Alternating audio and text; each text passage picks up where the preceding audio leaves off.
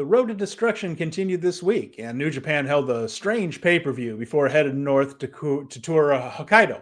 The goal was to heat up the big matchups for Destruction and Kobe on the 28th, and we'll look back at this week's cards to see if they did just that. Plus, we'll preview a big night ahead for the junior heavyweight division. With Jeremy Finestone, I'm Stephen Conway. This is Speaking of Strong Style.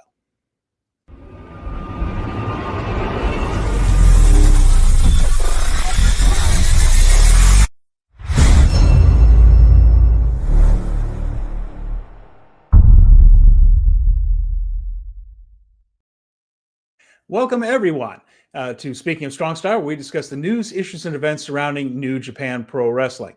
I'm Stephen Conway, and with me, of course, Jeremy Finestone. I'm going to bring in Jeremy in just a second. We are contributors to the Fight Game Media Network. I've written for the website, and I have also run my own wrestling history page called ringsidereplay.com.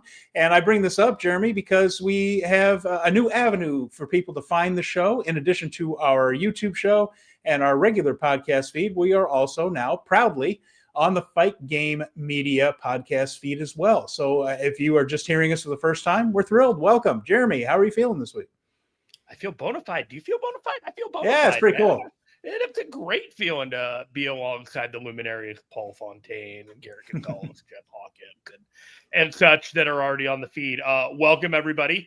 Hi, I am Jeremy. I am the co-host of the Speaking of Strong Style podcast, in which we cover all things New Japan, adjacent, here, there, everywhere. If there's a title somewhere, we'll talk about it. If there's a New Japan contracted wrestler somewhere, we'll talk about it. We'll talk the theory. We'll talk the matches. We'll talk the consequences.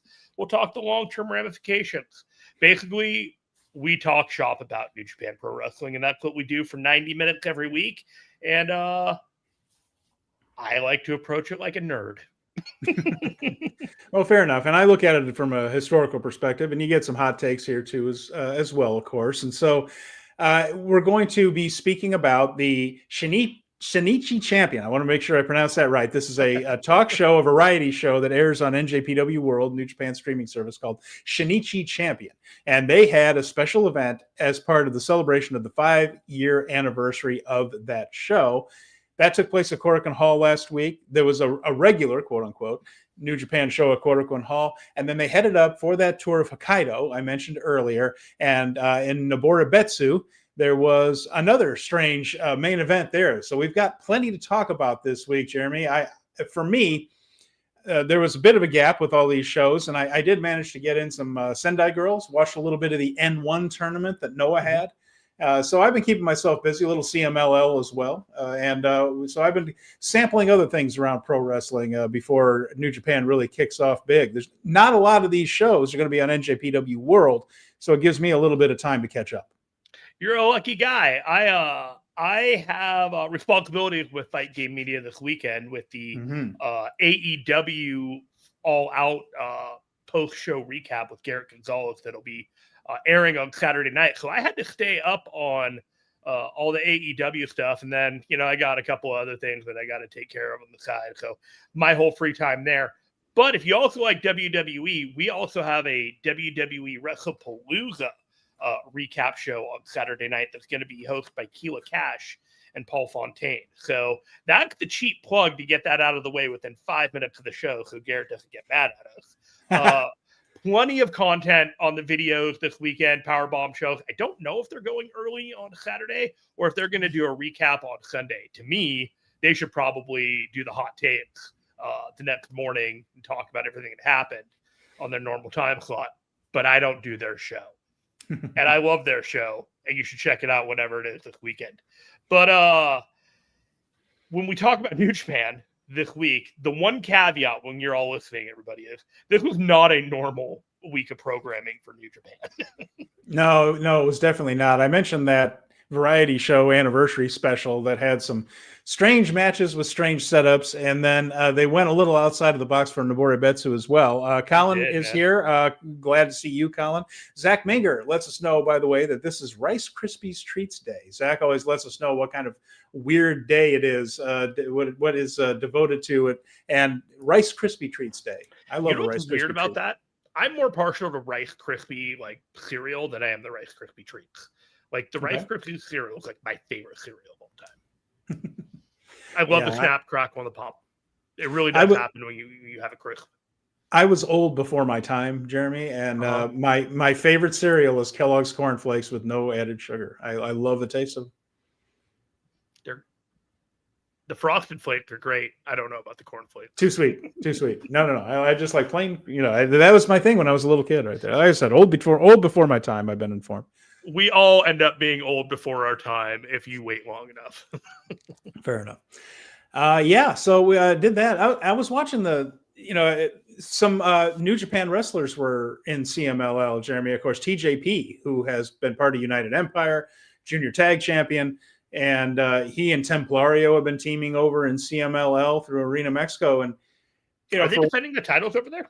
Yeah, they're still doing some of that. And the strong tag team titles, just watched a title match that they had from a couple of weeks ago. And terrific stuff. TJP's really adapted well to the lucha style.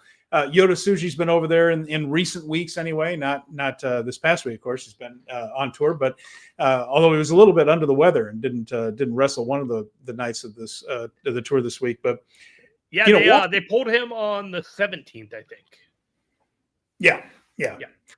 And hopefully it's just a slight illness and not a serious injury. But watching this stuff from CMLL, Jeremy, first of all, there is a steady New Japan presence on it, with guest spots and things like that. But, for all this talk about, WWE, clearly the number one company in the world right now, just raking in money left and right. And we're seeing that they're tripping and falling into piles of cash. Sure. Yes, exactly. But, the question is, what is the number two company in the world? And I actually realized that I don't think it's all that close. CMLL is clearly the number two company in the world. They're doing 15,000 people every Friday night in Arena Mexico or so, about 12 to 15,000. They do a few thousand more on Sunday for their afternoon, early evening show that's geared more toward families. They come back with a couple thousand more on Tuesday. That's just in Arena Mexico. And then they also have Arena Coliseo. They have Arena Puebla. And those buildings are getting pretty full out there to Guadalajara. And as far as ticket sales go, CMLL absolutely on fire right now. They're definitely hot right now. The shows are terrific too. So I recommend anybody looking for a little bit of a change of pace. Lucha Libre takes a little while to get used to if you've just watched American or Japanese pro wrestling. It's a very different style, but boy, it's enjoyable. And you can just see those people at Arena Mexico just having so much fun at these matches on Friday nights, and they put everything into that. And a great production, a beautiful set. They've really done well. It's a very old building, Arena Mexico, but CMLL owns it, and they do a wonderful job making it look great for TV. I recommend it. It's a change of pace. Lucha is arguably the most skillful style of wrestling out there. It's interesting. Yeah, Taiji Ishimori, another one who was just out there, by the way, just wrestling for them, team with that. So. Yeah, it's just wild with those because, you think about like good lucha matches, they'll blow your mind. Bad lucha matches, they'll blow your mind. That's really well put. Yeah. There's not much better than a really good lucha match, and there's not much worse than a bad one. That is a fair point. Colin mentioned something here too, is that you can catch a lot of that stuff on YouTube. Now they have paid tiers. CMLL does, where you pay to see the Friday night shows and things, but they put a lot of stuff on their YouTube page, and you can see it because, as he mentions, there's going to be a lot of people who are not going to be able to see WrestlePalooza this weekend as they get all that stuff ironed out with the new ESPN app and things. So, things changing big for WWE fans. If you're a diehard WWE fan, you'll pay $30 on a streaming app to watch that show. Flat out, you will. Like there are a bunch of people that are out there. I saw my plan. I would have to cancel my Disney, Hulu, ESPN Plus bundle that I get free through my phone plan in order to upgrade and bring in ESPN Plus. I'm already watching the AEW show. I'm already doing an AEW podcast afterwards. I don't know if I'm going to have time to watch it that night. I don't know if I'm going to feel like I want to spend $30 to watch it after the fact. That's just me. But I have seen it's not exactly easy to get this show. But if you want to watch a show, you will find a way to watch a show. I also believe that. And also, New Japan news adjacent. Of course, we found out that Will Ospreay recently had neck surgery, and we wish Will, one of the great foreign stars in New Japan history, as far as in-ring work goes, we wish him nothing but the best in his recovery there. We hope that Will is able to come back. And one of my personal favorite wrestlers, in fact, to the point that my girlfriend got me a cameo from him. I got a little birthday video message from Will a few years ago, which was a lot of fun. Did you really? Yeah. She got me a cameo, and it was really great. Will did a terrific job. She sent him some information about me as part of the cameo thing, and as he's talking, he's walking through his hotel room, and he kind of spins around his phone, and over his shoulder is the Tokyo Dome, because, of course, my birthday is Wrestle Kingdom Day. Oh. And so he was just about to main event that against, I believe it was Okada that year, and he was sitting in his Tokyo Dome hotel room overlooking the dome itself, and did his little cameo for me, which is really cool. It was fun, and a neat little gift from Ginger for me there. So that was a nice day. But I hope he recovers fully. I know he's not really a New Japan wrestler anymore, although we'd love to see him back. But neck surgery, there's no such thing as minor neck surgery, and I don't think what he had would even be classified by anyone as minor. So we hope he just has a full recovery and is able to get back in the ring. Absolutely. He's been something special as a wrestler and for a long time now. He's taken a lot of risks that have gotten him to this point, but medical technology in repairing herniated discs, as long as the damage isn't too bad, people can bounce back in unbelievable ways. And I think nothing but I think he's gonna come back better than ever. You know what I mean? Like, if he approaches this like he approaches his wrestling career, he's gonna knock it out of the park, his recovery.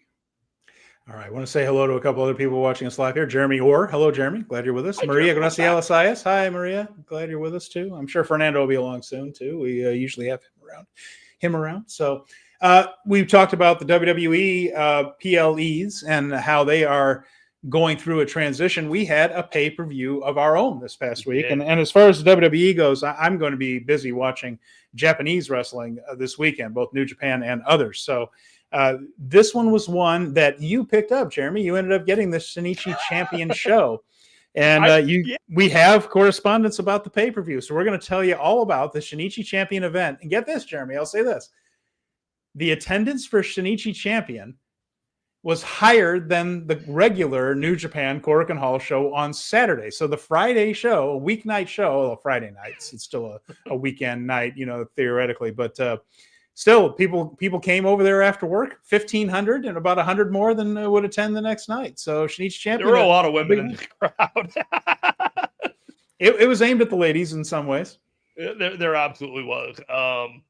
This was a fun show. I think I was sitting around on like Saturday afternoon, and it was like, if we're debuting on like the audio network, and we haven't even watched one of the shows, that's probably not a great look.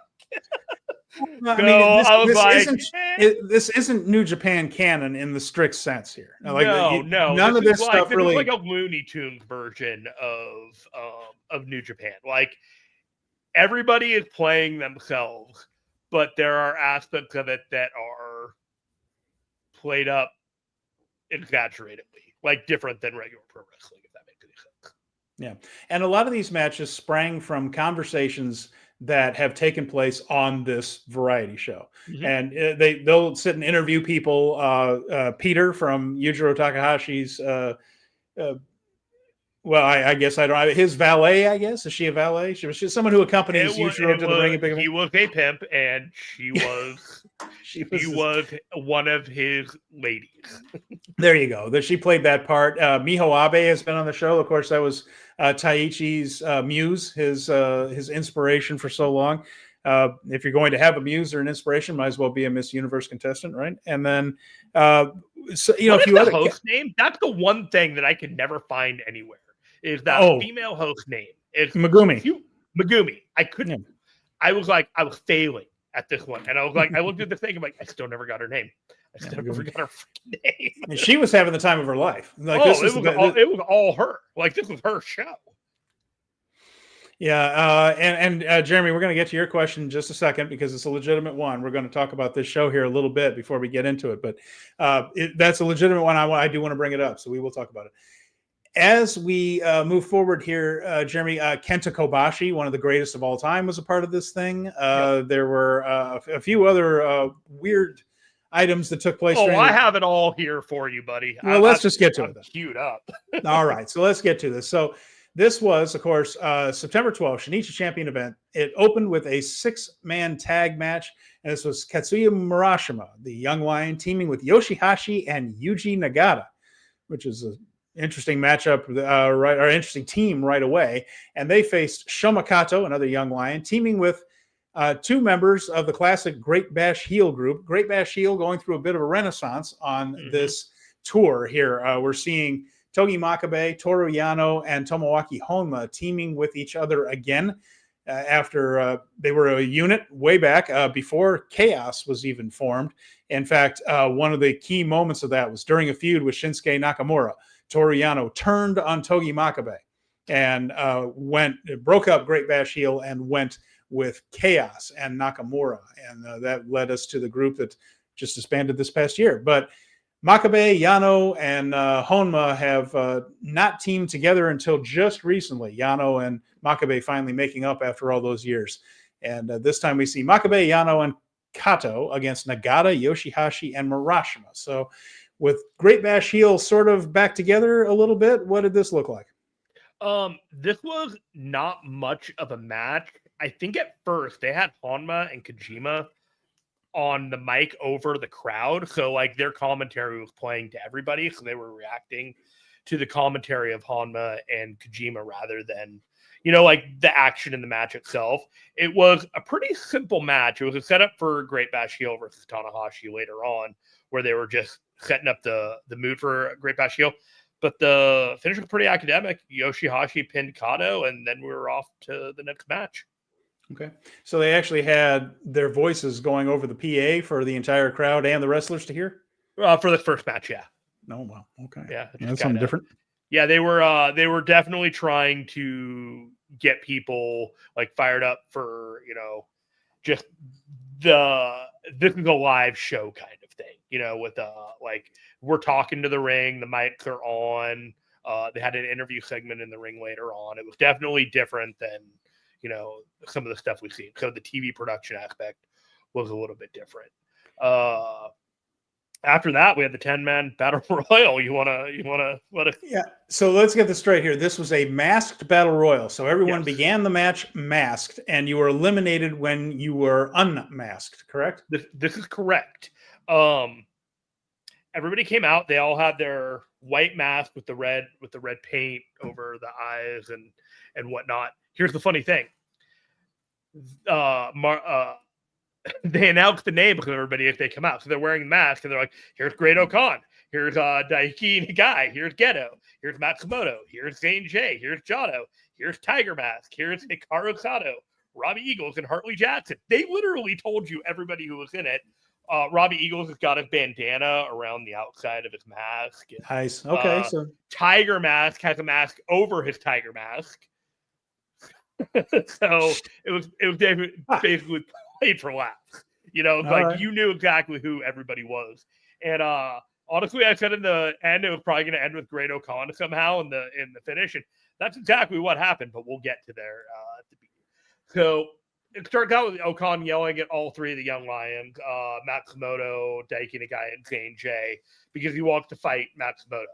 Eventually, Zane J yells, "I'm Matsumoto," and then the match gets underway because obviously he's not. Geto and Jado are gone first. Hartley Jackson sends off Matsumoto, and then Eagles eliminates the guy while he's locking in a submission. This is all like you take the mask off in the middle of the match, and so like you can get distracted or knocked out or whatever, but your mask is coming off and you're out. Hartley then eliminates Robbie Eagles while they're teaming up against Khan. Robbie, shocked, hugs and understands. They embrace, and then they're off doing that. So it's Tiger Mask, Hartley Jackson, Hikaru Sato, and Great Okan left. Sato removes Tiger Mask's outer mask to his disappointment while Jackson bear hugged him. Sato and Khan teamed up against Jackson. Sato stink-faced Jackson, and when I say he stink-faced him, Sato's wearing this turtleneck that's cut off to inside his boobs, his nipples, all the way down. I believe that is called the dickie. Yes, he's wearing the dickie and then the bikini bottoms. So then he does the stink face to Hartley Jackson with the mask on, and then Great Khan takes the mask off, and then he gets the full on stink face, and this is where we're going at that. So now it's down to Great Khan and Hartley Jackson, and this is where it got a little queer. Sato's like, get down on the ground and like embrace and like, you want to walk up into my crotch kind of thing. So this is a DDT guy, right? Well, he works for everybody. He works for a dozen different promotions over the course of a year. Sato does, but maybe known more for the comedy wrestling than anything else these days. So Khan thought he won with Sato tapped, and Red Shoes, who's wearing a mask this entire time, was like, no, you have to take the mask off to win. What are we doing here? Khan got mad, chased Red Shoes around. Sato hits an enziguri on Khan. Khan falls down into Sato's crotch. Sato gets the mask off. He wins. He now gets to produce an episode of Shinnichi Champion. Okay, well, there you go. I know. That was 2 minutes of your life you're never getting back. Well, for the viewers of Shinnichi Champion, I'm sure that'll make a big difference to them. So after that, we had an 8-man tag, and this was Desperado, Hiroshi Tanahashi, Master Wato, and Bolton Oleg. And they were facing House of Torture, and this is the most quote-unquote normal New Japan match. You have House of Torture versus the Babyfaces. House of Torture is represented by Dick Togo, Evil, Ren Narita, and Yoshinobu Kanemaru with Don Fale at ringside. But more importantly, one of the very greatest, Kenta Kobashi, was on the commentary at the time and got involved. Inexplicably showed up for this match. Cool. I'm here for it.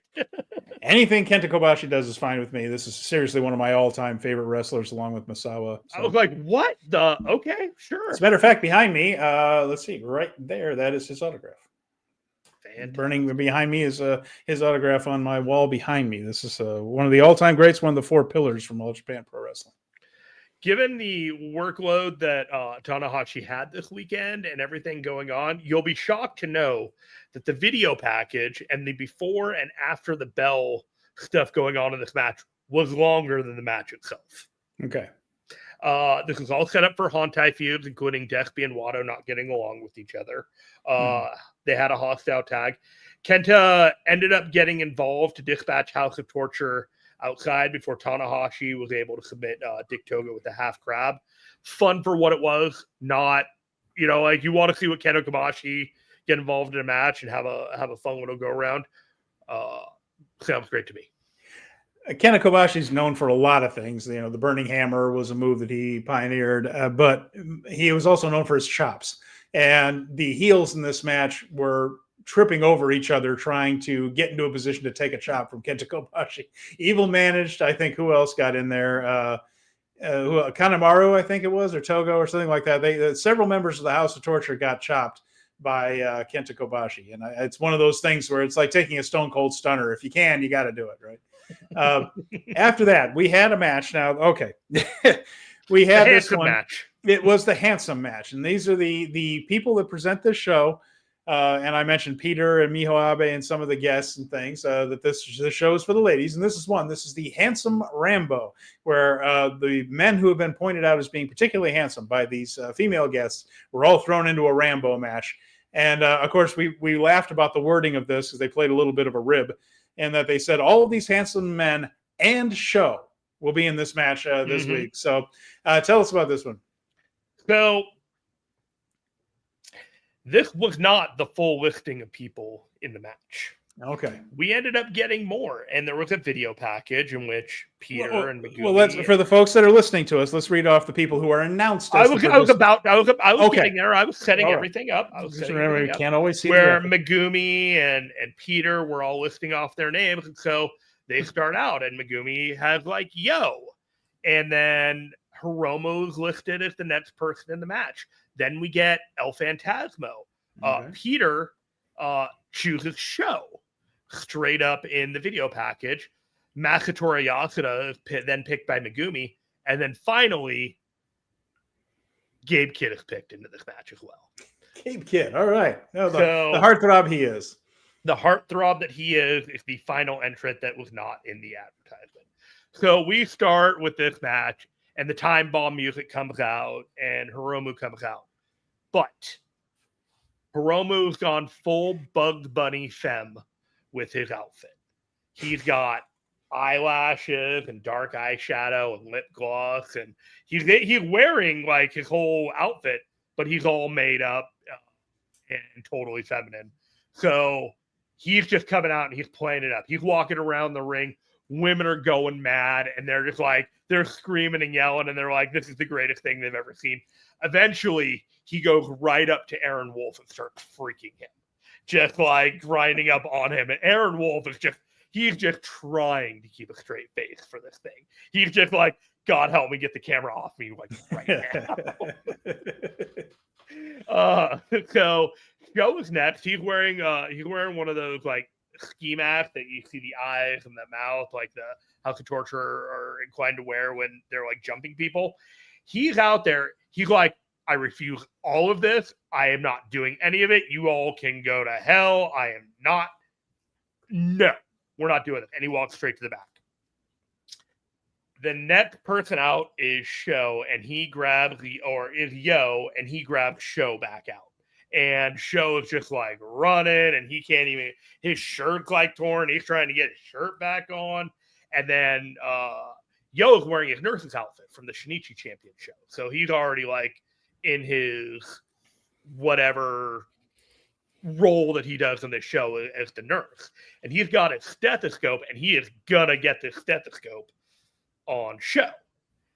And Hiromu's just chilling watching this on the other side of the ring. And he's just like, okay, sure, yeah, all right. Yasuda is next. He comes out, and he gets a bottle of sake and gives it to Yo, and then Yo drinks it and then kisses Sho on the lips. And then Yasuda eliminates them both off the side of the ring. This is what we're working with here, guys. Right. ELP is next. He does every move that he can, and then he puts his hands under his chin as if he's like a pretty little princess. Every time he does one of his acrobatic moves. So he's trying to show off his handsomeness as well. And you're just like, oh, okay. Yasuda actually manages to eliminate Hiromu when Hiromu and ELP are doing their thing and ELP dodges. And then Kid comes out next. So they're keeping it pretty simple, like 2 or 3 people in the ring at a time. When Kid comes out, he plays up the handsome bit with ELP. They pose in the ring and like arm in arm, and you're just like, what's happening here? And then ELP yells at Yasuda to avoid hitting the face when they're punching each other. Kid and ELP do their little bit, and then Kid eliminates ELP. Kid is about to eliminate Yasuda when Shingo comes out as the surprise final entrant, goes straight for Kid and starts beating his ass. And then Yasuda wins the Rumble. All right. Well, there you have it. So, okay. So they tried to do a little bit of preparation for Destruction in Kobe by having Shingo come out and attack the champion that he's going to be challenging at Destruction in Kobe. We'll see Shingo Takagi against Gabe Kidd on 98% nonsense, 2% story forwarding. So Colin mentions, he says, I am so glad I didn't watch this show. It sounds god awful. Now, Jeremy, I enjoyed every moment of it. This is sounding like it's not the best thing in the world. However, I have heard that the main event of this show that we're about to get to right now is one of the better New Japan matches of 2025. And that is the word that I got on this one, that the main event was fantastic. So tell us about that, please.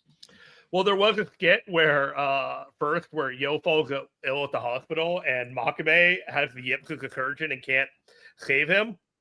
In the surgery room, he can't go. And then Ted Gone, like a heroic venturing doctor, comes in and saves the day. And then they do this whole skit outside of the ring. This had to happen before we get to this main event, because I feel like I'm not doing my duty as a recapper if I don't share that there was a look the Grey's Anatomy style segment in the middle of this show. Okay. All right. So we got the Generation Crash match, which was Taguchi, Taichi, Ishii, and Zack Sabre Jr. as the older generation versus the younger generation of Shota Umino, Yuga Uemura, Ryohei Oiwa, and Kosei Fujita. So Oiwa and Zack lock up first. Fujita will not stand on the apron alongside Hontai. So you already see a fracturing in storyline in which alliances are tenuous at best. Oiwa and Zack are wrestling, chain wrestling Yave style. Fujita and Taguchi next. Taguchi is going great with Fujita. They are chain wrestling fantastically. They switch out. Ishii and Fujita are next. There's a chop battle that goes between the two exactly as you think, as Ishii takes his and then dishes out much worse on Fujita. After that, Taichi ends up into the show, and he just starts kicking Fujita to death. Zack tags in and kind of stops the Taichi bit down, but starts his own kind of beating up of Fujita and just kind of giving him the what for with chops and uppercuts. Fujita and Oiwa then double team Zack as Oiwa's coming in here like, no, we're not doing that guy. Zack ends up in the young corner, and Fujita slaps Shota in the face for his tag. And these two look like they're going to kill each other. Like, it's one of those, Shota's like, just give me the tag. Just give me the tag. Just give me the tag. Come on. Come on. Has his hand out. Fujita just looks at him and just wallops him in the face. And then just like ducks out of there. And and that was that. Fujita then shoves Yuya off the floor. Shota and Zack are back in there now, shades of their G1 match. Taguchi saves the pin, and then Yuya and Zack are in. These guys go for a while, and it's really great stuff. After that, Taichi and Yuya are next, and it turns into a bit of a party match. Shota tags in, and he and Taichi go at it for a bit. We then get Oiwa and Ishii, and this is good stuff. Culminates in a German suplex on Ishii that's jump-started by a Fujita dropkick. Zack saves the pin. Now we end up with Oiwa and Yuya with dual submissions on Ishii and Zack. Zack recovers and cleans house with Taguchi backing up. Ishii and Zack start to beat down Oiwa. Ishii and Oiwa again with Oiwa in the advantage this time. Ishii powers out but eats a suplex. Taichi tries to save but eats a suplex. Ishii eats a lariat. Taichi hits an enziguri on Oiwa and gets Oiwa into the Black Mephisto position so Ishii can hit a knockout blow and heave Oiwa for the brainbuster for the 1, 2, 3. All over the place.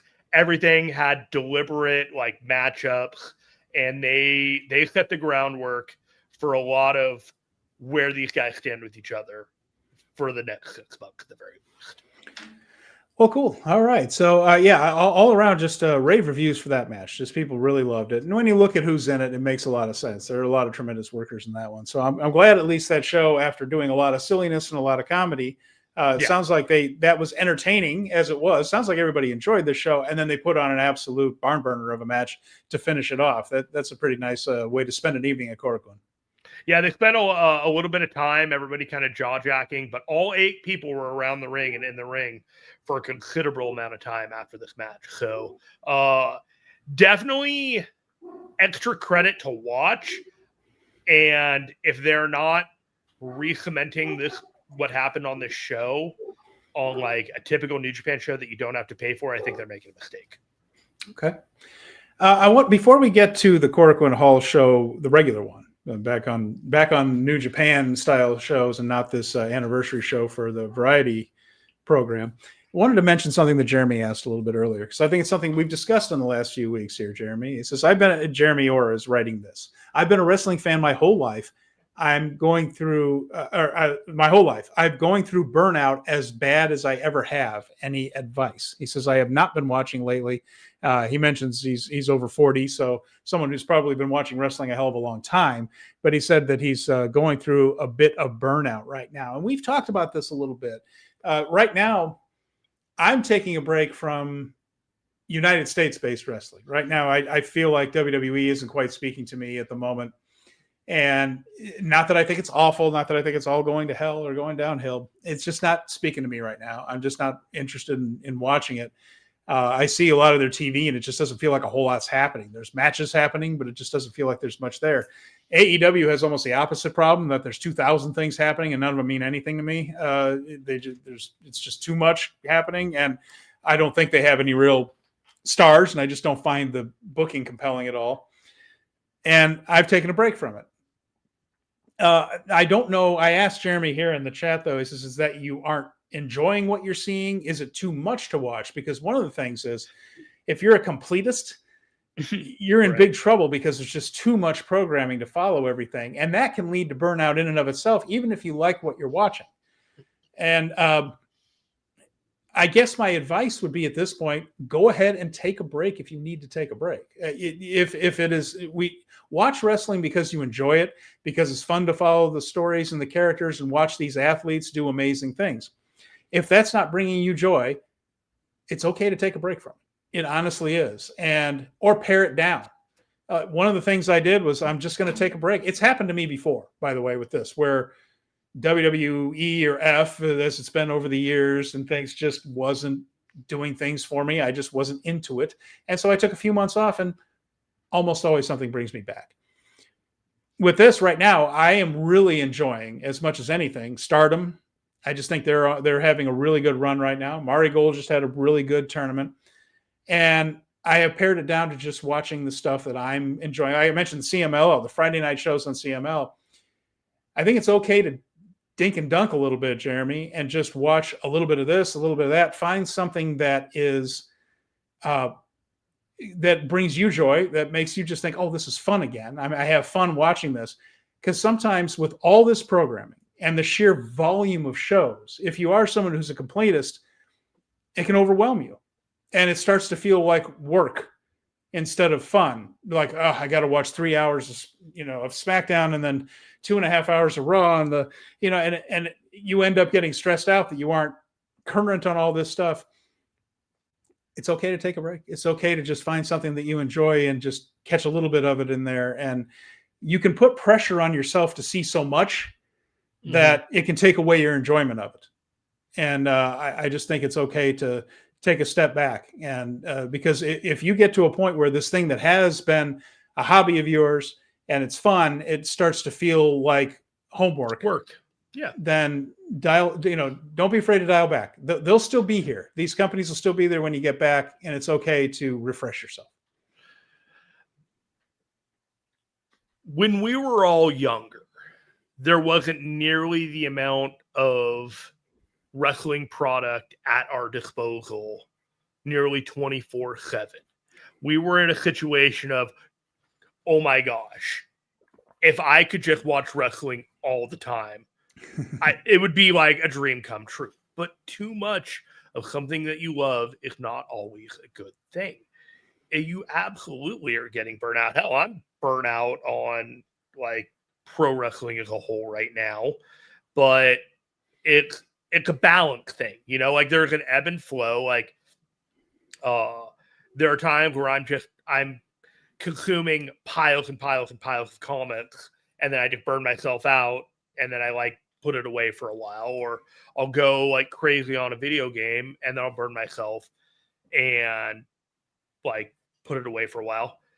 But the issue for me that like I can empathize with other people is like, I've taken on a responsibility as like a content creator. So like I literally have to do this as a job. No one else has to do this as a job. Jeremy, if you want to like take off for 3 weeks and not watch the product, or 3 months, and join us in like November or right before Wrestle Kingdom, we'll still be here, and we'll be happy when you come back. The idea that you are like shackled to this product and you're not a true fan if you have to bounce out for a while, like that's a false premise. Like you need to like read the room for yourself and just be like, if this isn't doing for you and you need to like turn the TV off before the main event is on, like I did that last night on Dynamite. I do that every week on Dynamite. I don't think I've made it through an episode of Dynamite on a Wednesday night. Granted, it ends at like 7 o'clock at night at my time, and I'm getting up at 3 a.m. on my time. So I'm like, it's the end of my day. It's literally like I am going to close my eyes and go to sleep after this.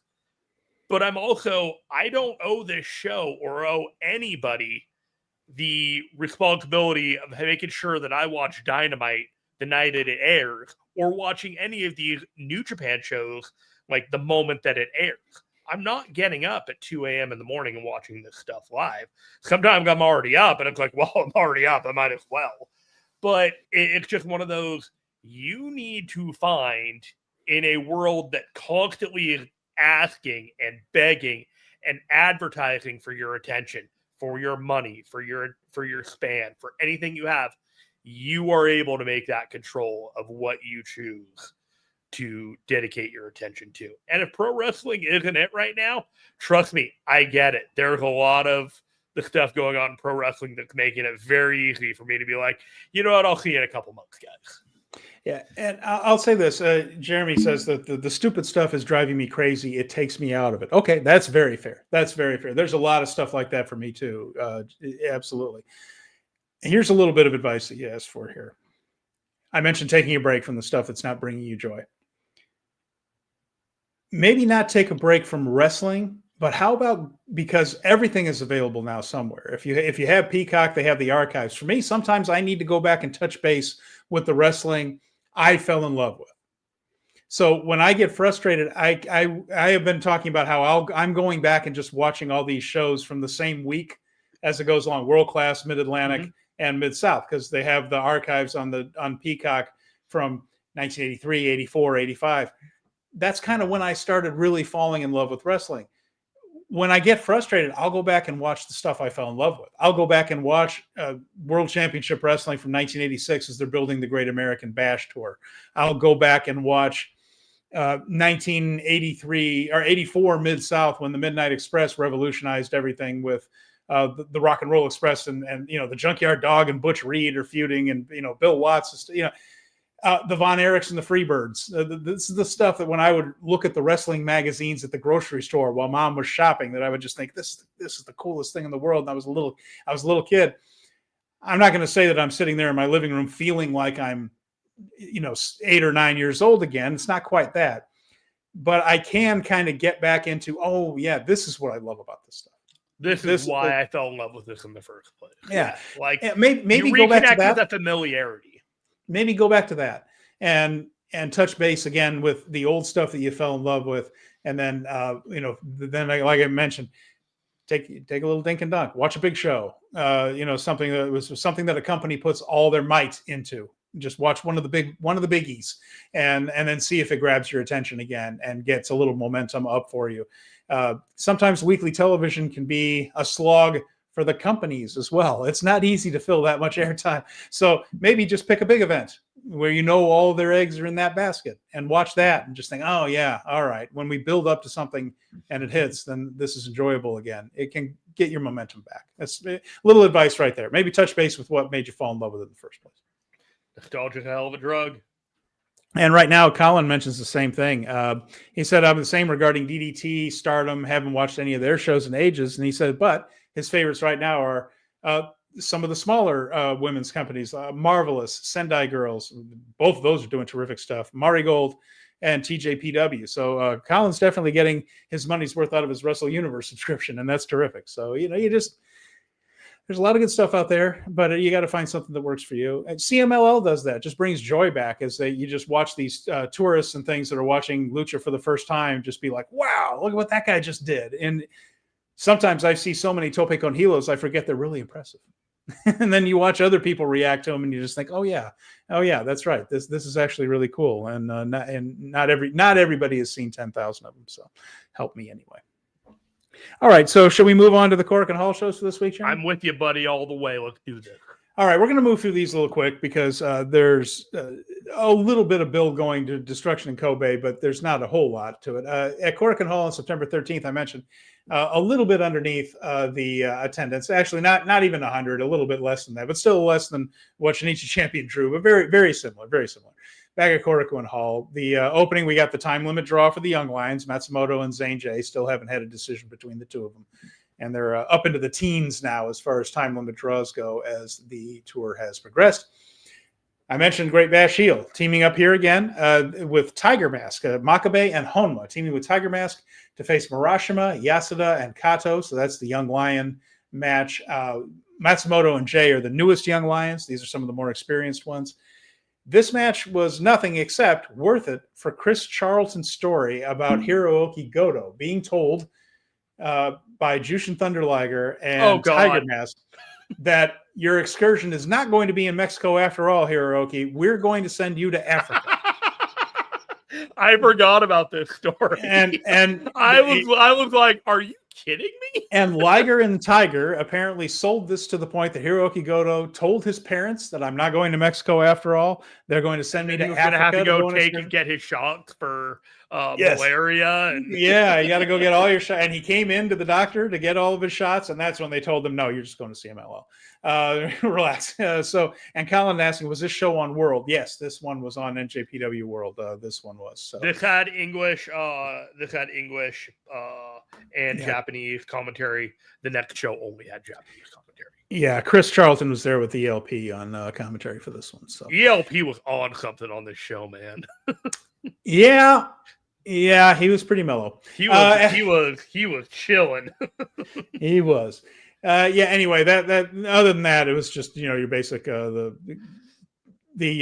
regular roster guys beat the Young Lions in that one. So after that, we had Bolton, Umino, and Uemura. And the story they're telling is that Umino and Uemura are teaming more and more often.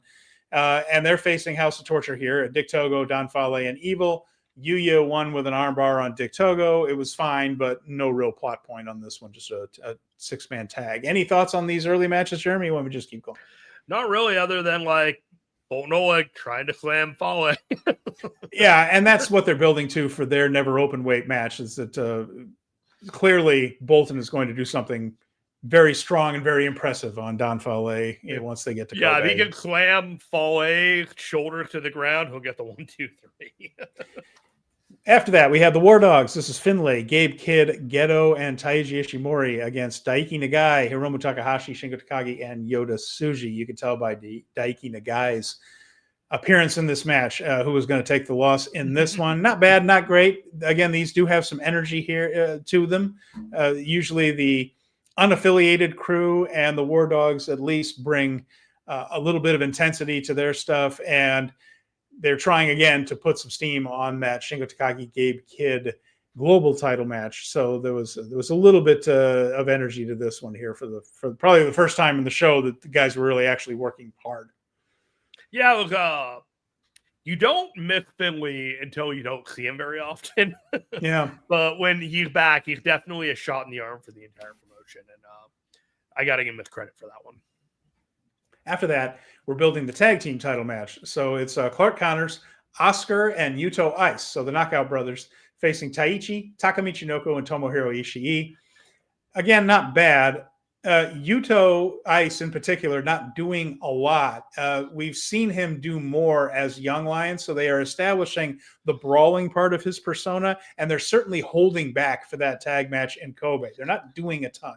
Most of what Yuto's doing is kick and punch right now. We know he does a lot more than that, and I think he will in the title match. But for right now, they're just trying to establish that these two are punks on the come up, and they are trying to get under the skin of the veteran tag team champions. And the finish, of course, was the KOB, which is where Yuto Ice kicks a man in the back of the head when he is up for the tombstone pile driver, and Oscar then connects with the pile driver, sort of a bang bang type of move. They hit that on Taka Michinoku. Knockout Brothers have been winning their matches like this, building up, just kind of showing everybody that this is the finishing move. This is what Taichi and Ishii have to avoid. What does Yuto keep yelling? Bomboclat? I can't tell. He's got a mouthpiece. He's yelling it every time he runs across the ring, and I'm loving it. I don't know why I love it, but it's like he's yelling the same thing, and it's super obnoxious, but it's like it's perfect for him. Like, I don't think I'm clear enough when I'm saying that I think Yuto Ice has unbelievable charisma in that ring. Like, they are building these guys up incredibly well, and I'm legitimately worried that they're not going to get the tag titles at their first shot, because they're working so hard to get them over anyways. And their World Tag League there's ways to get them there, but honestly, these guys are great. I want just make them a focus right now. Yeah, I'm curious to see what they do in a longer tag match. They just haven't shown a lot lately by design. Yeah. These are preview tags. We're not supposed to bring out the entire bag of tricks yet. That will come out in Kobe. So I'm curious, because I know they've been holding back. I think when they're in the ring with Taichi and Ishii, and after all their time in Europe, I think that they're going to surprise the people. After that, we had a 10-man tag. It was Doki, Ren Narita, Sanada, Sho, Yujiro Takahashi, so more of the House of Torture, against TMDK. And this has been a 8 or 10-man tag at the top of just about all of these Road to Kobe cards. This one ended up with Ren Narita winning with a Hell's Guillotine on, I believe it was on... it might have been, I think it was Hartley Jackson that ended up taking the fall over there. But either way, it was Narita getting the win.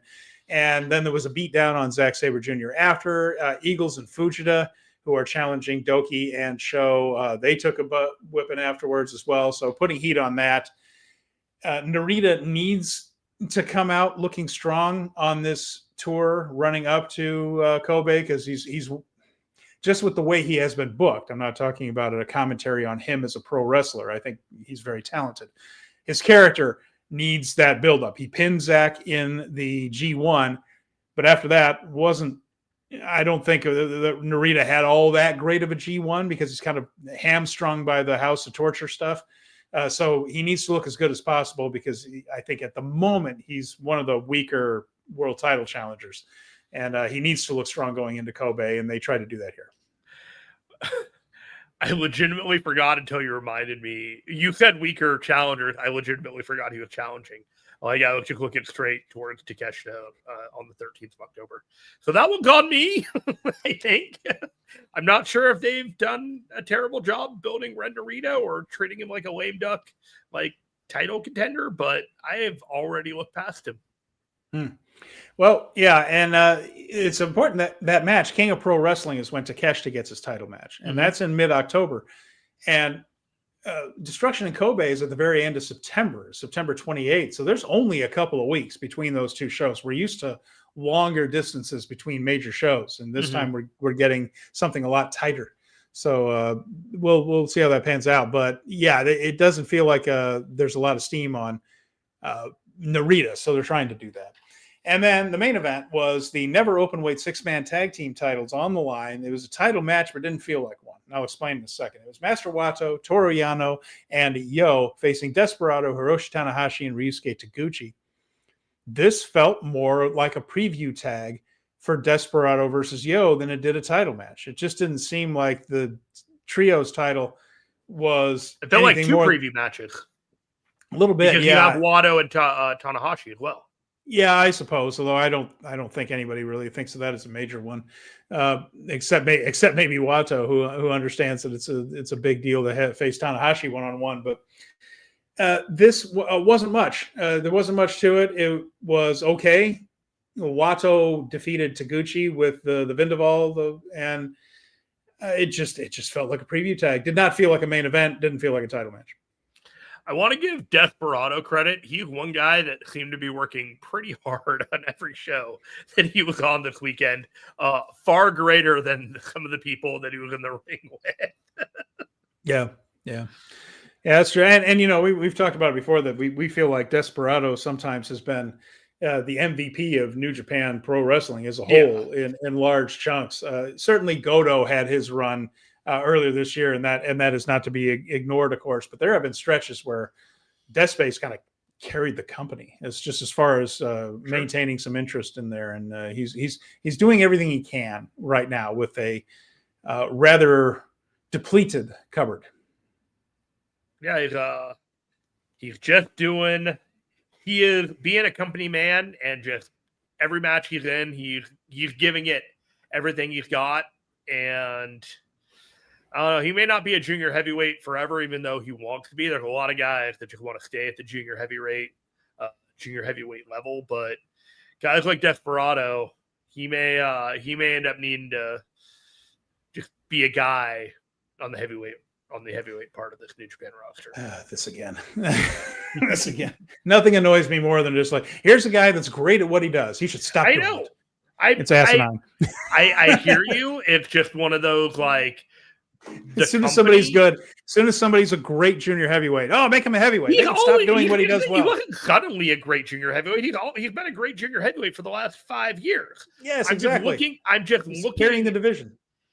There are plenty of junior heavyweights coming up, and Fujita and who?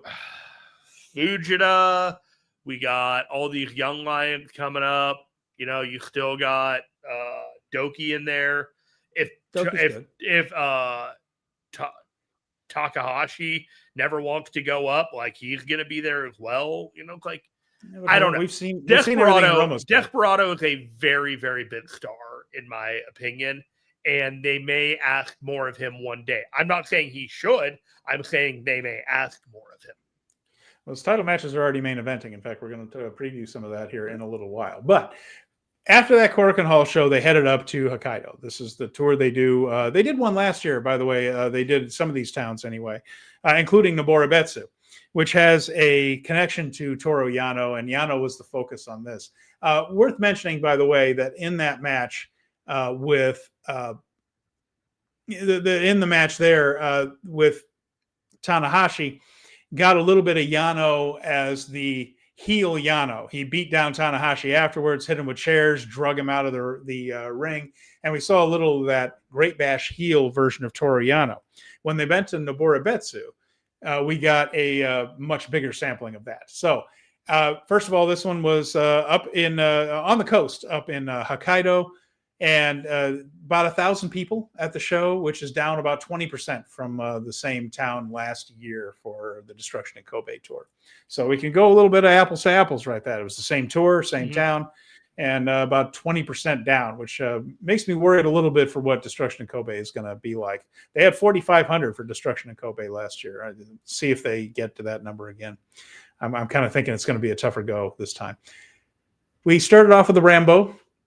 And this was mostly young lions earlier in this one, and they wrestled each other and paired off and did a lot of spots with one another until we got House of Torture coming in. And it seemed like Evil, Fale, and was it Dick Togo and all that, they all came in at once. The guys were coming out, again, Royal Rumble style, every so often. One more guy came in, but then just House of Torture just kind of decided to all come in at one time and threw all the young lions out, cleared house and all that stuff. And they were running the roost until Bolton came in, did some spots with Fale again, trying to build their match. They ended up eliminating each other. Late in the match, it's down to Uemura, Shota Umino. The heels managed to get Uemura out with a little bit of trickery and illegal help. But Shota managed to tap out Dick Togo to get the victory. And so that was the Noboribetsu Rambo match. Didn't have much to add to it. It was not as lively as the masked Rambo match that we had a couple of days before. But Rambo's for the eye to see, for all the eyes to see for this past weekend. Yeah, whatever. Now, after that, Yota Tsuji was removed from this show. It was supposed to be a 6-man tag next, but instead of getting Finlay, Gabe Kidd, and Geto against Nagai, Shingo, and Tsuji, we got a straight tag match. Geto was on the outside. It was Gabe Kidd and Finlay against Nagai and Shingo. Finlay beat Nagai with the powerbomb. It was fine again, and Kidd and Shingo were trying really hard and working really hard at all these shows to try to get people interested in that global title match. They absolutely are. I got to give them credit. They're doing a lot with very little. A lot of showdowns and matches, and haven't had a whole lot of FaceTime with each other. But they're on fifth gear trying to go with this. And after that, we got another one of those previews for the tag match. So it was Yudo Ice, Ishimori this time teaming with Oscar and Yudo Ice against Taichi, Takamichinoku, and Ishii. And KOB finish on Taka again. Basically the same idea. They're going to try to make the Knockout Brothers look like as credible a challengers as possible. Bomboclat. That's what he keeps saying. I know you didn't care. long post-match brawl here. Too long. Went too long. Just needed to tighten that up a little bit. Long post-match brawl on this one. After that, we had the TMDK House Torture 10-man tag. I mentioned they've been doing this every single night, and they'll continue to do it every single night of this tour. This time, it was a low blow, and they used the Ujiro's pin cane on Hartley Jackson, Hell's Guillotine. Just like the Knockout Brothers need the push going into this match. Mentioned Ren Narita. Once again, he gets the pinfall here, trying to look as strong as possible to challenge Zack Sabre Jr. Got to keep doing it. Got to keep building these guys up. And hopefully, you know what? Here's the thing. Ren Narita may feel like an afterthought, but every time Zack Sabre Jr. and Ren Narita get into the ring with each other, it'll probably be a pretty good match. Yes, absolutely. Like they had the New Japan TV title match for the tournament. They had the G1 match that I thought was really good right out the gate. Zack Sabre Jr. is due to win this match, obviously, based off of how it's all been going. But the thing that I keep trying to come back to is like, yeah, you know, like when these guys are in the ring with each other, you already kind of know who's going to win, but it's going to be a fun ride. After that, we had a unusual match here. This was 2 out of 3 falls, no time limit, and it was Tanahashi and company against Great Bash Heel with some special rules to it. Mm-hmm. At each stage of this 2 out of 3 falls match, one person from each side would be moved away. So it was going to start with a trios match. Then if it the second fall would be a regular tag team match. If it went to a third fall, it would then be a singles match. So that was how it worked out. With a couple of twists, like you said. Yes. And then this time we had Toru Yano coming out with his hair bleached blonde and his booze bottle again. You know, he had been doing the whole thing with the water bottle, but back in the Great Bash Heel days, he had the basically had the Uncle Nobu gimmick where he was swilling whiskey. And we know how he takes the water and kind of, when he's introduced, he takes that swig of water and blows the mist into the air. He used to do that with whiskey back in the Great Bash Heel days. And again, the bleached blonde hair and the more wild brawling style. And he came out like the violent version of Yano from the past. And what didn't work in this match was that while he was trying to portray the old vicious Yano, they then went in and did all the Taguchi comedy. Mm-hmm. You know, the stuff like, you know, Irish whipping somebody into Taguchi's butt and then doing the whole thing with the the forever clotheslines thing where Taguchi tries to get everybody to keep giving clotheslines. Where he's the coach. He's like telling people to run past third and go straight for awful. Tanahashi can't run. He can't. And I'm not saying he can't run quickly. He literally cannot lift both of his feet off the ground at the same time. So Tanahashi was awkwardly power walking in to do those forever clotheslines. And throughout all that, Yano's not in on this. Yano was down on the outside. So after all this, he comes out as the vicious Yano, the heel Yano. He sits out the comedy, which makes sense if he's trying to do the vicious stuff. But why is this mixed in with now we're doing the ha-ha Taguchi comedy? It was incongruous. It didn't mesh together and it didn't work. And in the end, Makabe hit a lariat with the chain wrapped around his arm, that chain that he always wears to the ring, wrapped around his arm and clobbered Taguchi with it, again, being the heel side of it, which Makabe as a heel ain't terrible, by the way. He was totally cromulent. But this was 2 different matches that didn't mesh. And in the end, it was Great Bash Heel winning that first fall when Makabe pinned Taguchi after clobbering him with the chained up clothesline. And that led to a tag team match. So yes. Taguchi's been cleaned out. He's been beaten. It's so like he's out of this. So now I got Desperado and Tanahashi on one side. Right. And you would think they conferred and Tomoaki Honma left the ring. So you think, okay, it'll be against Yano and Makabe. However, no. There was a surprise for us. And the music hit. And of all people, Takashi Iizuka came out again. And we haven't seen him in a while. The Wild Man, he ran through the crowd, snarling and groaning and everything else, like the monster he was. It's been almost 2 years, right? Like the last time was the Suzuki-gun shut down with Minoru Suzuki, like right before Wrestle Kingdom, not last year, but the year before. That's right. When Suzuki-gun disbanded, they brought back Iizuka for that one last time. He had the Iron Fingers with him, which would come into play later. And really, this was kind of a break for everybody else. Iizuka kind of carried this segment. The people were happy to see him again, just because you don't get to see him. The other thing about Iizuka, you don't get to see him very often. He is much slimmer than he was. But this dude is still in. He is absolutely cut, shredded. Yeah. Like he was wearing his straps on his chest, and they were hanging a little like loose because he just wasn't the beef monster that he was before, but no body fat on this dude whatsoever. Oh, in fantastic shape for his age, or anybody's age for that matter. Very few people are in that good a shape. But anyway, he used the Iron Fingers on Desperado and got disqualified. So that was basically the thing. He came in, did his shtick, clobbered poor Desperado, and was DQ'd. So that I even think. So now we're at 1-1. Yeah, and it was Tanahashi versus Yano, which is what this whole thing was building up to.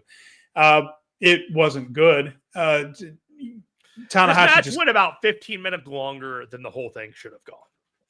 Tanahashi can't really move well anymore. And if he's going to have a good match, and he had some good matches during G1, but they were always with excellent workers who could carry Tanahashi through it. And that's just not Yano's style. That's just not what Yano's there for.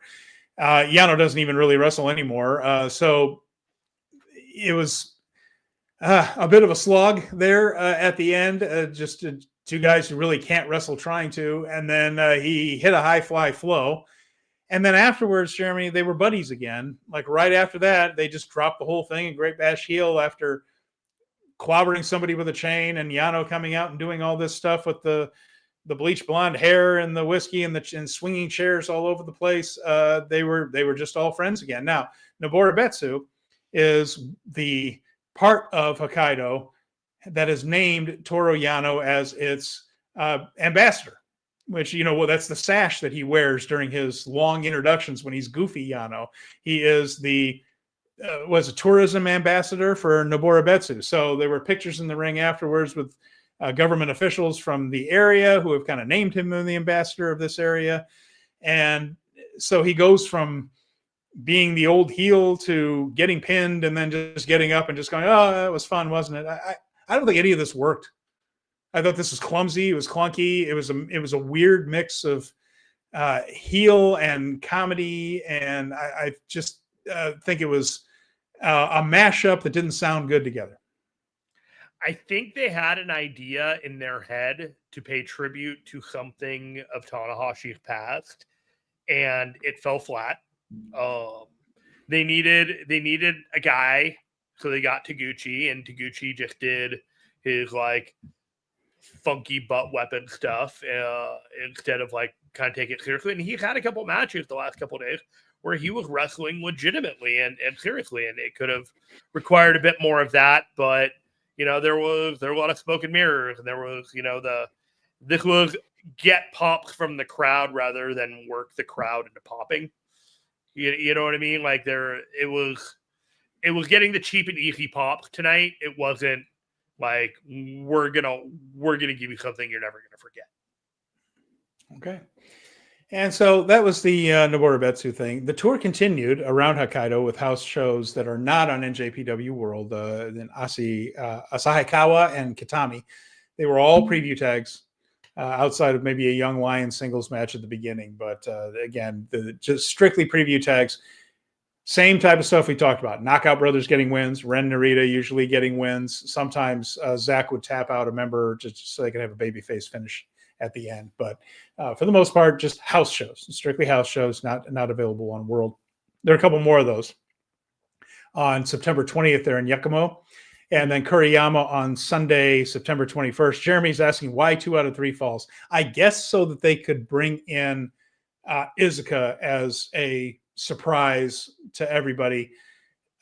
Like I said, I don't think this worked. So if you're to try to explain it as a challenge, I think they wanted to do something that brought out Yano, who is the goodwill ambassador for this area, something for Tanahashi because he's on his farewell tour and this is going to be the last time these people can see him wrestle. And I think they wanted to do something special. I'm not sure it worked, but I think they also got the chance to bring Iizuka in. So that's like, okay, well, we'll wrestle a trios match. Then we'll take a little rest and let Iizuka kind of do an act. And we get about 10 minutes off. Then we can finish up with the singles match. And so I think it was just kind of structured that way in order to give them breaks and give both Yano and Tanahashi a chance to shine in this town that means something to both of them. Yeah. And I think they tried that. I'm not sure we're going to be seeing this one again. They needed to come up with something that checked off a lot of boxes. And it was clumsy, but it checked off a lot of boxes. Yeah. So the shows this week, I mentioned Yakumo Kuriyama on Sunday, the 21st, and Obihiro on the 22nd. These are pretty small towns. But again, fan service for the people up in Hokkaido who don't get to see the stars very often. We're back on NJPW World on September 24th, and that is junior heavyweight night. So let's take a look at this card, Jeremy, and see what we've got, because Battle Line Hokkaido starts off like, and this one's going to be on Wednesday, September 20th. This one will be on World, so we will talk about this next week. The kickoff match is all the Young Lion affair, and then we will have 30-minute time limit, Hiroshi Tanahashi Final Road Connection, which is different than Kinship. He's got these are labeled different things. Kinship are his old friends. Connection is with his allies who are maybe a little bit younger right there. But this one is a connection one. It's Hiroshi Tanahashi against Master Wato. So I have a feeling Wato's going to have to do the job in this one, Jeremy. And Tanahashi, we just hope, manages to put together something fairly decent. But I think Wato's going to have to do a lot of carrying here. Yeah, I think this is also might be a little bit of a test for Wato. Like, can you make this guy look good? Can we count on you? You know what I mean? Like, yeah.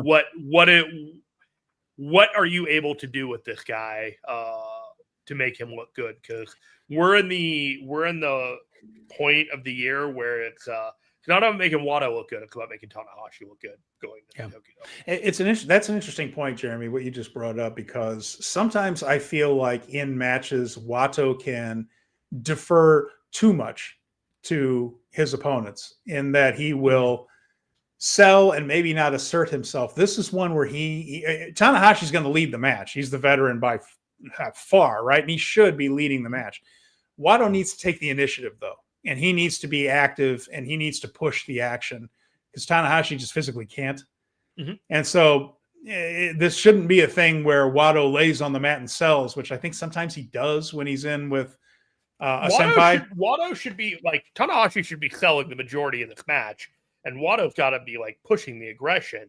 Yeah. In a lot of ways. Like, this shouldn't be like, oh, you're Tanahashi. I have respect and deference for you. No, this is New Japan Pro Wrestling. Go and try and beat his ass. That's what I'm hoping he does. Yeah, that's well put. I just don't want him to just kind of lay there and wait for Tanahashi to do things, which I feel like Wato does sometimes when he feels like he doesn't have the station to push. He needs to do it here. After that, we will have Great Bash Heel again. Honma, Yano, and Makabe against Kato, Taguchi, and Tiger Mask. So this looks like Great Bash Heel winning. I would not be surprised if they're going to do a last hurrah for Great Bash Heel going after those trios titles again. I just think that this combination, they're the class, Makabe and Honma won World Tag League a couple of years in a row before Honma had his accident and was almost paralyzed or was paralyzed for a while. And they were a good tag team, of course, Honma. There's not much left of them right there. But with those trios titles, I feel like you could do one last Great Bash Heel push, maybe. So it's probably nothing, right? Yeah. But Shoma Kato was actually tagging with Great Bash Heel on one of the shows this past week. And now he's like wrestling against them. Yeah, he's a young lion. Yeah, he's ever. They're starting to align these young lions with certain people. And I just think it's interesting that he was on one side with them on, and now he's against them in another. That could be the plight of the young lion at times, but he's getting close to his probably excursion. Nothing. I was like, that's weird. he's getting close to his excursion if he's going to go on one. Not everybody does anymore, but Kato is not far away from that, and he's one of the people that's been discussed as perhaps the next Tiger Mask.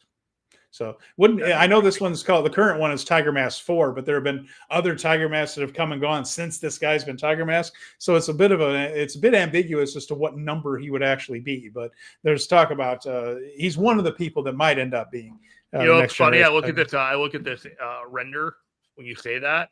I totally see it. Yeah, couldn't you? Yeah. All right. Next up, we have, again, we're talking about Uemura and Umino. These guys good buddies, or are they? Teaming with Bolton Oleg, preview for the Don Fale, Bolton Oleg. Round and round we go. Round and round and round we go. I don't like Dick Togo's chances in this one, Jeremy. I don't know. He might be going for a kamikaze. And then after that, we have a similar situation. We have Geto, Oscar, and Yudo Ice against Taka Michinoku, Taichi, and Tomohiro Ishii.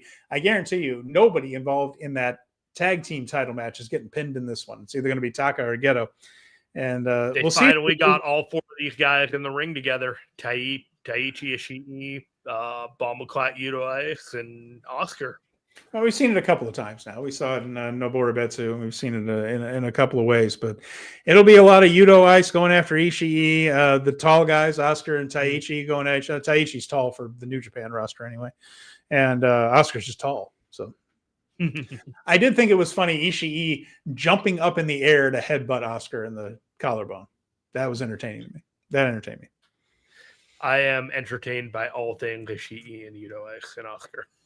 Ishii is not much taller than some of the Joshis out there. He's like 5.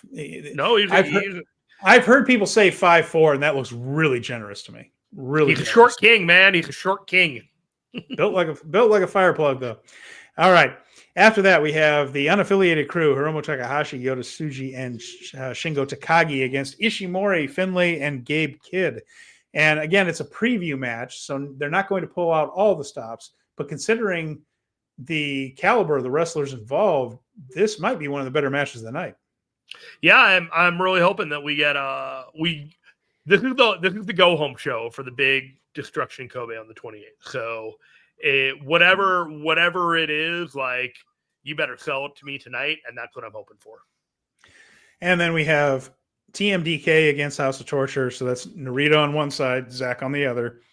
Yujiro Takahashi and Hartley Jackson are the underdogs in this one for their respective sides, but you just have to expect more heat from Narita on this one as he tries to make himself out to be the challenger, the top challenger. Narita definitely pinning Hartley Jackson in this one. That's my prediction. I feel pretty confident on that too. After that, though, we have the Junior Tag Team Championship match, and the 79th champions in their second defense, Doki and Sho, facing Kosei Fujita and Robbie Eagles. I know that a lot of times House of Torture matches can be taken down because they do shenanigans and they do interference.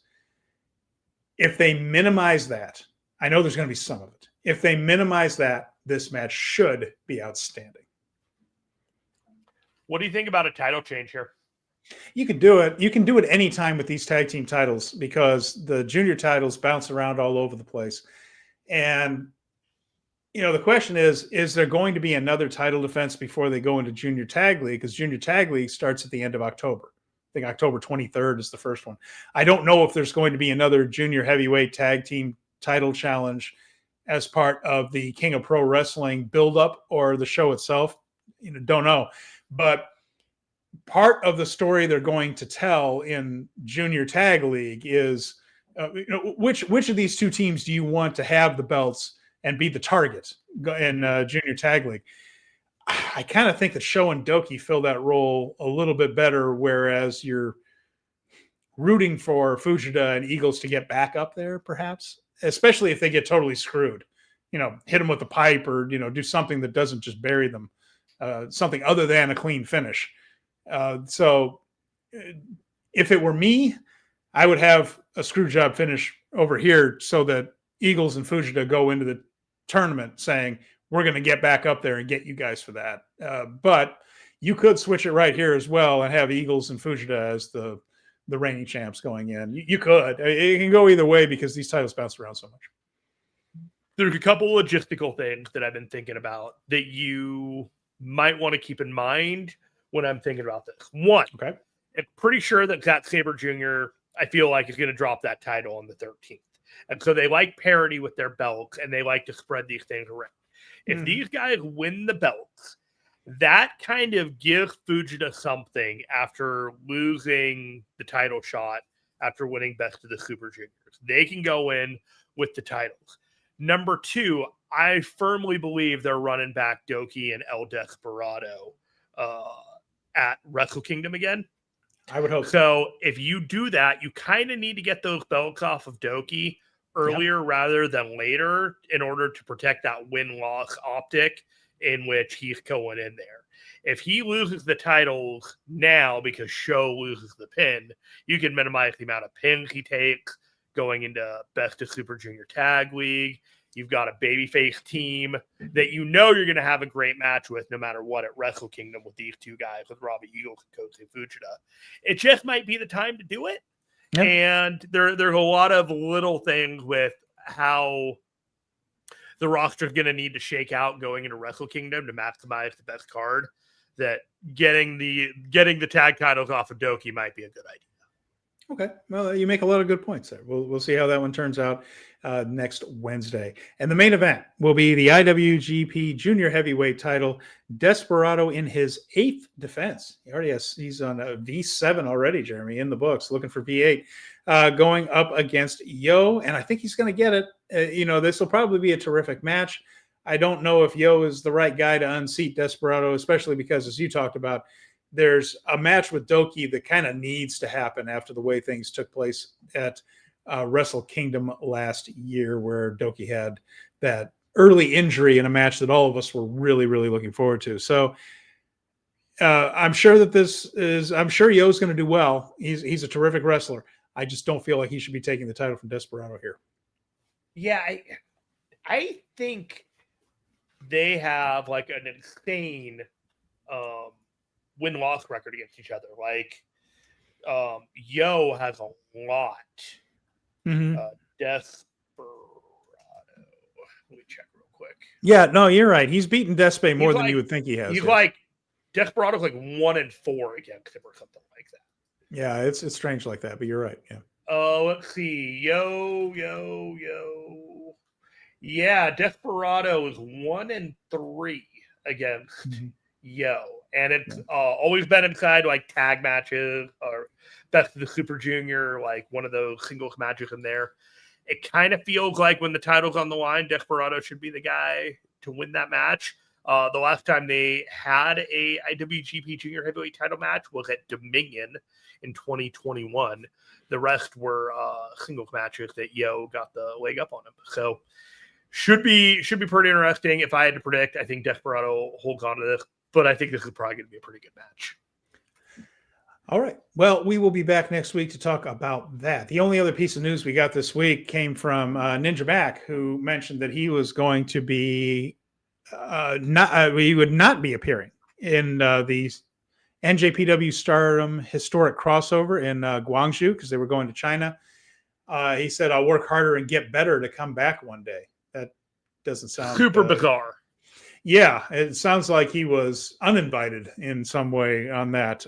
But he's not going to be part of Junior Tag League, not going to be on the China show, which I'm not sure what he's saying there other than, like you said, I work harder and get better to come back one day. I'll say I'll get better and come back one day. Sounds like I thought he might have been injured, and then he posted something about, I can work. Like, this is almost like throwing shade at New Japan. Yeah, a little bit. Like, I was supposed to be there, and then they told me not to anymore. But if that is the case, I'm frankly surprised. I like Ninja Mac. I was hoping to see more of him there. So there are two conclusions that I could draw that are both concerning. One, they can't afford him. Yeah. Or two, they told him that he wasn't good enough to work for them. Yeah, and I doubt they said that, but if they called him and said, "Hey, we're going to go a different direction," and I'm sure that's how it was put. You know what I mean, Jeremy? They're not going to say, "Hey, you're not good enough." It's not just. the entire culture of Japan goes against saying that to people in the first place. But just the phrasing here, I'll work harder and get better to come back one day, sounds like they decided maybe they had somebody they would rather have on these shows than him, and or at least that's his perception, perhaps. Again, if so, this guy's really talented. I enjoy watching him wrestle, and especially because I thought he had a pretty good performance at Super Juniors. I'm puzzled if that's indeed what New Japan meant. Maybe that's how Ninja Mac took it, but I'm a little bit. I would be surprised. Maybe they are cutting costs. You know. Well, for context, for people that are listening to the show, I posted the tweets that he posted, and there are timestamps and locations from these tweets.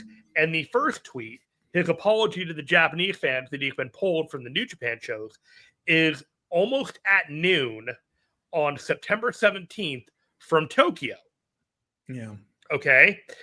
The next tweet that he puts out is, I'm still available to work this weekend on the 19th, 20th, or 21st. Send a DM. That's posted at 6:49 after the time change going forward from Memphis, Tennessee.